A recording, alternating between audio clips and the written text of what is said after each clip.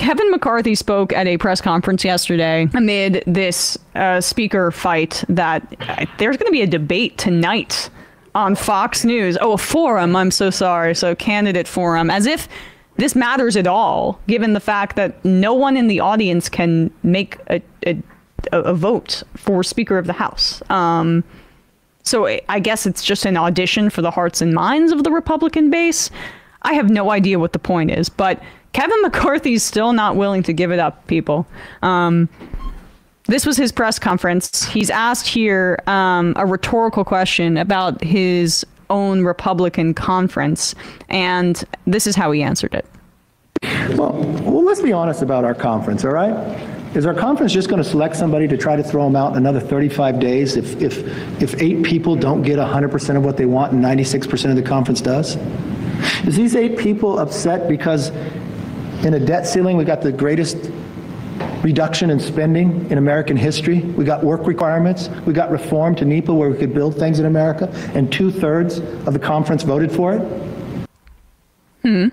Interesting. Okay, so he's trying to still campaign for himself. And then this is part 2 here, where he's warning anybody else who might be speaker next. And there are just reports that he's not. He still wants it. He's still throwing his hat in the ring. And this speech is all to color that, by the way, because if he's willing to go quietly into the night, why is he doing a frickin' press conference in the first place? He's just, at this point, he's one of the 200 plus, how many Republicans are there? Yeah, 218. Yeah, 200 plus Republicans in the House at this point, representative from California's 20th district, unless that's not exactly what he wants. It was ostensibly, as you see in the C-SPAN caption, about like the violence in Israel and Palestine, but it's also like, why are you having a one-person press conference when you're not Speaker of the House anymore about like a foreign policy issue?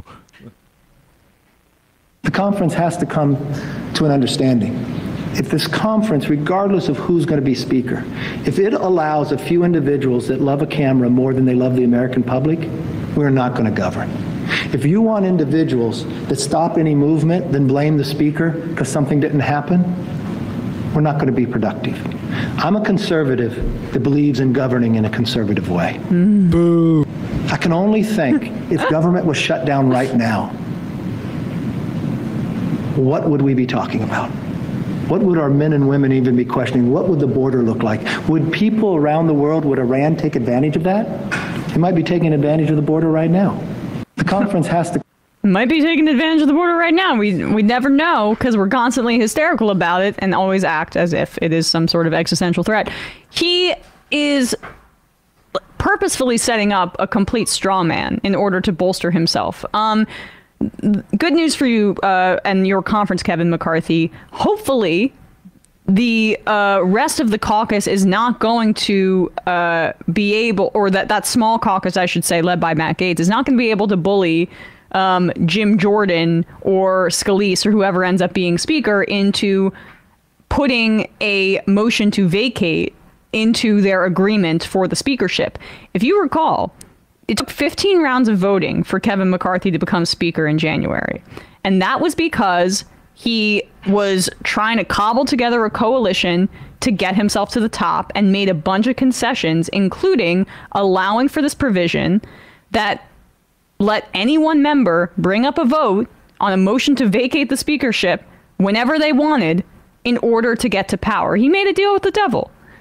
He made a deal with the devil because he wanted power. And this is his reputation in Congress, is saying yes to everybody, doing the bidding of the other members and wrangling them like that, as opposed to being in any way somebody who's some sort of disciplinary force on the caucus. Part of that is difficult when you're dealing with Republican crazies, and that's why they've had, what, half a dozen speakers of the House in the last few decades, the Republican Party. They can't seem to hold on to a leader. But part of that, too, is just his blatant careerism. And that's on display here when he's giving this press conference, being like, hey, I'm still here. I'm still an option. It's not just Scalise and McCarthy at this point. Sorry, not just Scalise and Jim Jordan at this point. Well, I also think I like that he's the giving the press conferences as if he still has a title is funny, but also I like how his answers to when people ask him if he's still interested after he said that he wouldn't run again. He's like, well, it's up to the conference. If the conference wants me to, yeah, of course I'll I'm a humble servant. Yeah, and it's very much like, it is also hysterical that the most camera hungry, ideology devoid member of the entire House of Representatives is decrying the 8 intransigents as the ones who are desperate for the spotlight, while this guy literally can't accept that he is maybe the biggest loser in House of Representatives history. And his whole career too is defined by that, like responding to the grossest incentives of what it means to have power in the House of Representatives, including being this fundraising juggernaut. That's in part how he got to that position. It was both the promising he would do favors for other members and the fact that he's a representative from the blue hellscape of California. Pelosi was also from California. Hakeem Jeffries is from New York. Chuck Schumer's from New York. I guess Mitch McConnell's a bit of a different, an outlier in that way. But typically, and Boehner, yeah, a lot of times people view it as beneficial and within like those party structures to have these their leaders of the parties to be the fundraising juggernauts. And Pelosi, that's been arguably her greatest skill in terms of how Democrats view her. But it will be interesting. It will be interesting to see. But I think Kevin McCarthy is donezo. Like, once you get the loser label in the Republican Party, it's really hard to shake that off.